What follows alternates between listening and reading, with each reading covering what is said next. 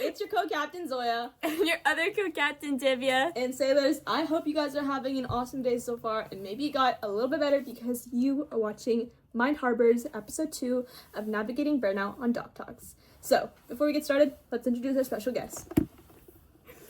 Okay, I have a bear, and it's a stress ball. And I have a panda, and it's a squishy. And you guys might not be able to see me, but throughout this entire podcast episode, I'll be squishing my little stress ball. Yeah, and this is another great way to practice self-care. I'm getting some brainstorming ideas for 25 anchors, but hey, no more spoilers. Let's get to the serious business. So today we're going to be talking about sort of what's beneath the surface, and more so enabling you guys to understand what's going on when you're experiencing burnout, more so what contributes to that. So in the last episode, a brief recap here. We kind of talked about how to identify it, what it looks like, and today we're going to talk about more going into beneath the surface, I guess, of what it can look like, going to some stressors, some pressures, and kind of why as students we ignore early signs of it. So Divya, would you like to start us off? I would love to. Okay, so the first quick little tidbit we're going to talk about is why are we experiencing stress? What is causing our overwhelming schedule? And this can come from things like internal and external factors and stressors. And also, why are we experiencing stress? Is it because we're ignoring our sources of stress? Or is it because we're normalizing it so much that we don't even notice, we're experiencing the stress?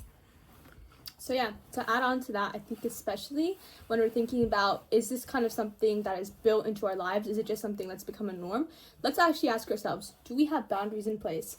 Is this a situation where when you're doing your work, are you able to work on your assignment meticulously, then the clock hits 7:30 and you go down for dinner instantly? Or is this a situation like your mom's calling, your mom's like, Zoeya, come down for dinner? That's happened to me one too many times, by the way.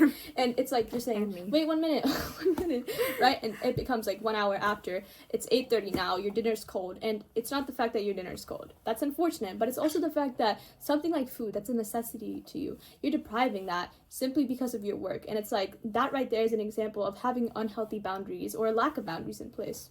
Yeah, and just remember that boundaries are not just social boundaries, your personal bubble. It's also about how you separate the different components of your life and create that balance between work, sports, and school. Yeah, and also necessities too. Also, little backflash to one of our previous posts where we had a giraffe and they were at a birthday party and they were still doing their school homework. So when we're thinking about that in that sense, how can you connect burnout to boundaries? We're thinking about it like this. It's when you don't have boundaries in place, when you have that lack of boundaries, what you're basically doing to yourself is you're not providing yourself resting time. You are basically using up your stress. Think about a ship using stress as a fuel. You keep on using it until it comes to that point where you don't have a harbor, you don't have any place to relieve yourselves or anything like that. You don't have that boundary between your journey and your resting time. Yeah. And that connection between boundaries and burnout, like she was saying, it's really about just not being able to manage the different components of your life properly, because either we focus on one duty more than the other, focusing on our homework more than necessities like food. And when we do that over time, it's constantly building up. That's what creates that overwhelming stress that eventually leads to burnout, right? Because we normalize it, we keep on doing it, and then we don't know when to stop. Yeah, so I feel like we've done a good job so far talking about pressure, so hopefully you guys can understand how do those things lead to burnout. But now we're going to talk about sort of the internal and external stressors that contribute to burnout as well. So Divya, can you start us off with internal? I would love to. Okay, so there are 3 internal stressors we really want to focus on today, and that is perfectionism, overcommitment, and self-pressure. They're all kind of interrelated, but there are some distinguishing features and characteristics of them each, so I'm going to talk about that right now. So about perfectionism, it kind of has to do with that lack of boundaries, right? When we focus on something so much that we forget we have other duties, or we forget our responsibilities, or it's just that we're burning so much of our fuel focusing on this one thing, trying to perfect it as much as we can, that we end up using all of our fuel and then we burn out.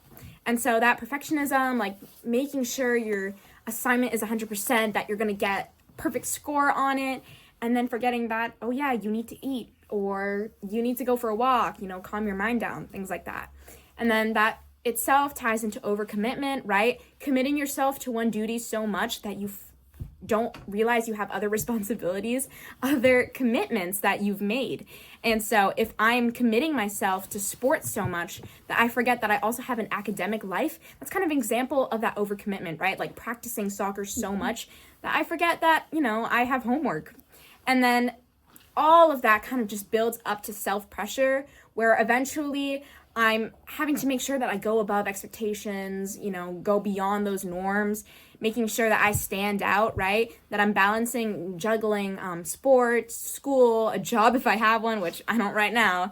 That all kind of builds up to self-pressure, and then suddenly we're pressuring ourselves so much to just be special that we forget it's okay to take a break and to calm down, stop at the harbor. Yeah. Adding on to that, I think it's also kind of important to understand that at times there can be an overlap with internal and external. Something I want to say is that it's definitely never a situation where it's like there's the inside, there's the outside, two distinct things. It's also never the sense that everything that's going to be a stressor is negative. No, I think it's also about the fact when we're thinking about burnout, you're talking about a prolonged amount of stress. You're talking about something over the time. Over a course of time, things can change. Things can go from positive to negative or toxic instantly. So going into what Divya was talking about self-pressure and overcommitment, I feel like something a lot of us tend to feel at this age is family expectations.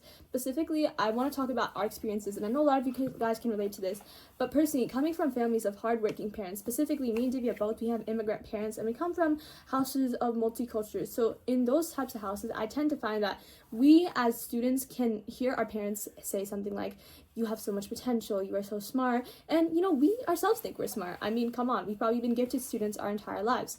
However, when we have that idea in our head, we tend to take this to a very harsh extent where we're thinking, wow, my mom thinks that I'm this insane child, I have to lock in, you're overworking. It turns into like a 1 hour study session one night, all the way to like a 5 hour study session going into 2 a.m.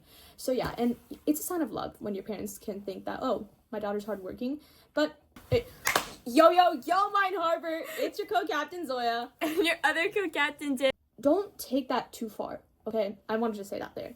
Additionally, I think it's also coming into scheduling, like having a packed schedule, also overlapping with boundaries, because tell me why you are gonna have after school 1 hour club meeting, then you have some sports practice, you have like your soccer practice or something, then you're gonna come home, then you're gonna do tutoring, then you're gonna do like another extracurricular. That is not healthy. Period. That is unhealthy, okay?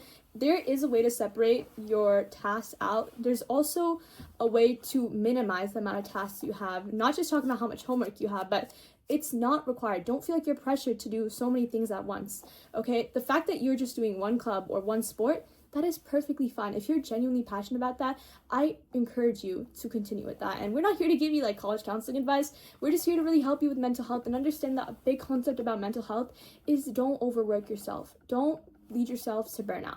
And I think just one last little thing here with my app, when we're thinking about school culture, it's so important to think about that, yes, there can be social support networks, but there's a big difference between a negative social support network and a positive social support network in school. Do you want to add on? Yeah, sure. What she was talking about, about the packed schedules and things like that, know your limits, right? You do not have to be doing 5 APs and then doing a bunch of sports, doing job, doing tutoring. It's okay to know your limits, to drop maybe one thing and really focus on what you love, right? You want to make your life enjoyable. You want to be healthy, and so just prioritize what you're really passionate about. Know your limits. And family expectations, as Zoeya was saying, that they're not distinct, that they kind of tie into each other. Family expectations is an example of how an external stressor can lead to an internal stressor.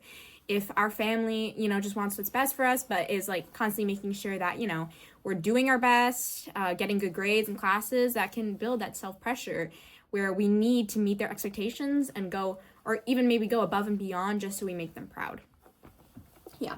So I think that leads us to the last segment of today's podcast. I know, so sad we're already ending. No worries.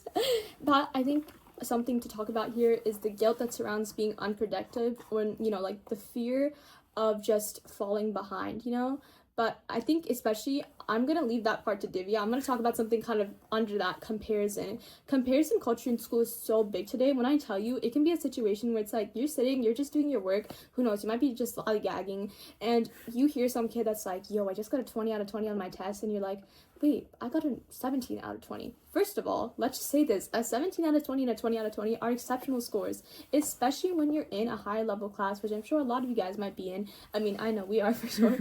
I think especially then, that is something to be so proud about. And it's also, you know how much work you put in. You know that you were studying for 3 hours. So the fact of comparison, especially when subconsciously, you know, the other person who's telling you, they don't even know that they're feeling into that. But I think something to really understand is that don't feel cultures of comparison. Don't feel like a negative social support network. As in, if someone's talking to you about maybe their bad score, maybe that's not the time to tell them you got a 20 out of 20, you're acing the class, you're nominated for like the best student of the year. Maybe we can just sort of feel positivity and also go into that fact that at times when we think about school, there's another positive way to view comparison. We can view comparison also when we're thinking about this person got a 20 out of 20, I got a 17 out of 20. We can think, maybe I should talk to that person, ask them what they did specifically. How can I improve?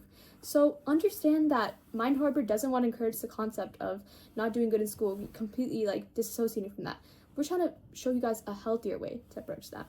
Yeah. And like she's saying, right? Like people who maybe did better than you, instead of, you know, like if someone did worse than you, instead of gloating, you know, ask them like, hey, like this is what I did to help me prepare me for the test. Maybe it'll work for you too. And so moving on from that, like Zoeya just said, this is my section, guilt around not being productive. And I have a lot of experience for this, okay, because we all know it was PSAT time like not too long ago, right? And maybe some of us were stressed because you know, it's like a test, and maybe some of us weren't because, you know, not even the SAT. But I was stressed because I knew so many of my friends who were studying for the PSAT and I wasn't, and I felt so unproductive. I felt like I wasn't doing enough and that everyone was going to get like way better scores than me on the PSAT and I was going to fall behind. That's literally what I thought. And so then before the PSAT, I started trying to study and like cramming everything into my brain at the last second, and it didn't work, right? Because, you know, like that one night before the test and you try to learn everything, it's just not going to work. Yeah. And so I got really stressed out about that, and I kind of freaked during the test because I was like, oh, people studied, like they're actually prepared for this and I'm not, you know, what if I mess up really bad? And so that's just kind of like the guilt around being unproductive, right? We want to make sure that we're not falling behind everyone else because we want to be at the front, at the top of the podium. And so when we hear that people are doing like clubs or like research projects that we aren't participating in, can get really difficult to, you know, like still feel good about yourself and everything that you've accomplished. Yeah. And I'm going to give a little testimony here just to add on to what Divya said. Divya's been my friend for a pretty long time. And I can tell you right now that even with Divya's whole little segment on the fact that she didn't study for the PSAT, I want you to know that in those situations, you are still possessing just as much as intelligence as you possess. Divya is a very smart person, one of the smartest people I know. So not to, you know, butter her up or anything, but I will say that it's important to understand that, you know, one moment of unproductivity, resting, actually caring for your mental health, that's not setting you back, okay? That's just giving your mind to reset. That's, if anything, letting you come back stronger. So I think that's been enough yapping today. Let's just kind of wrap up what we talked about in this segment until we start our next segment with some fun graphics. But yeah, I want you guys to understand one thing. Burnout does not come from just one storm. It comes from these constant storms, storm after storm, that's going to prevent you from docking at harbor for repair and relief, as in having those lack of boundaries, you know, like constantly experiencing stress, viewing stress as that storm basically. And not being able to recognize those internal and external stressors and like properly manage them, which a little teaser for maybe next episode, maybe a little later. Maybe next episode we have a special guest. Stay tuned.